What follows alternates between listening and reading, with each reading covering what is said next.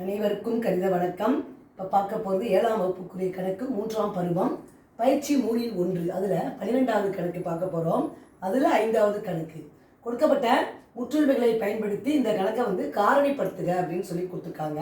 கொடுக்கப்பட்ட கணக்கு பார்த்தீங்கன்னா a² + 6ab + 9b² - c² கொடுத்துருக்காங்க. இப்போ இந்த கணக்கை பொறுத்த வரைக்கும் என்ன முற்றுரிமையில் இருக்குதுன்னு பார்த்தீங்கன்னா a + b the whole square அந்த ஃபார்மெட்டில் இருக்குது. ப்ளஸ் என்ன பண்ணுறாங்க, அடிஷனலாக -c² கொடுத்துருக்காங்க. அப்போ நம்ம எப்படி சேர்க்கணும், சியை 2 காரணிகளையும் சேர்க்கணும்.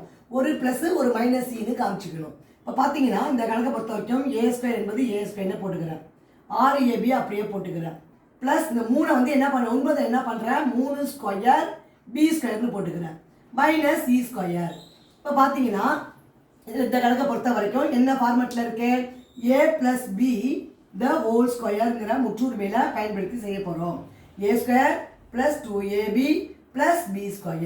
இப்போ இந்த ஃபார்மெட்டில் தான் பயன்படுத்தி இந்த கணக்கை செய்ய போகிறோம். இப்போ பார்த்தீங்கன்னா a என்பது இந்த கணக்கை பொறுத்த வரைக்கும் a தான், b என்பது 3b, அடிஷ்னலாக என்ன கொடுத்துருக்காங்க c² கொடுத்துருக்காங்க.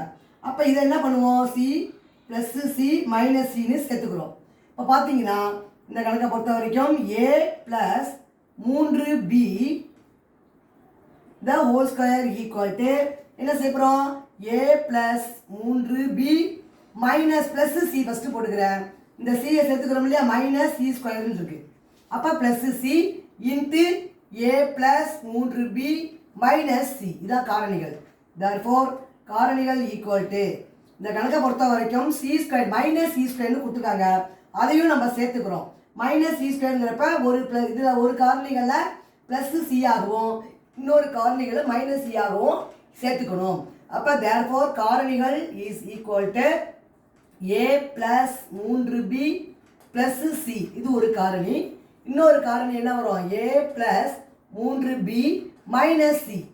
இதுதான் இந்த கணக்குக்குரிய விடையாகும். புரிஞ்சுங்களா?